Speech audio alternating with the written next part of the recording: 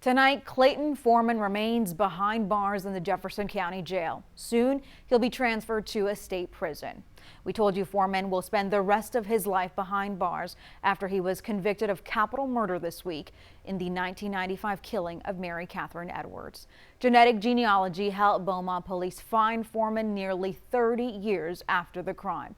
12 News anchor Jordan Williams introduces us to the husband and wife detective duo who helped crack this case. The 1995 murder of Mary Catherine Edwards haunted Beaumont for years.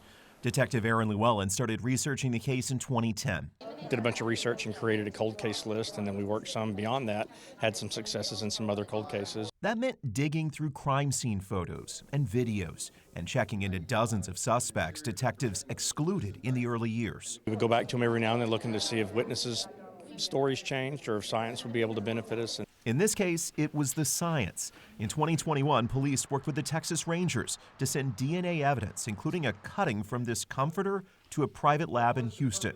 That led to a DNA profile of a suspect. I'm a very visual learner, and once the genealogical tree grew beyond my computer screen, I was like, I need some help. I was running out of Post-it notes, so Tina has had some experience with this.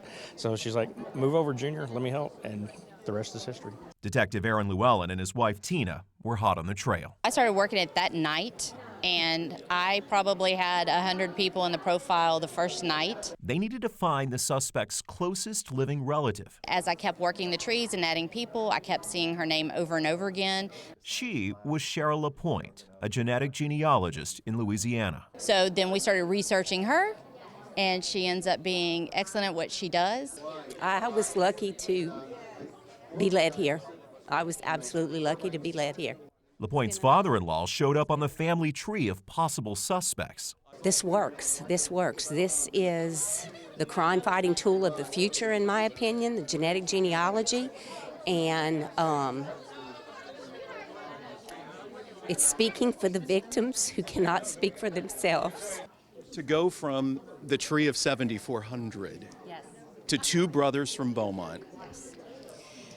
It was a lot of ruling out, a whole lot of ruling out. In fact, some of the people that we ruled out don't even know that we ruled them out. For the Llewellyns, it's clear this is a calling. And the rest is history. The rest is history. They're proud to police together, honored to help close the books on one of Beaumont's most notorious killings. At the courthouse, Jordan Williams, 12 News. You can catch up on all of our stories from the trial and our past reporting on the death of Mary Catherine Edwards on 12 News Plus and on our 12 News YouTube channel.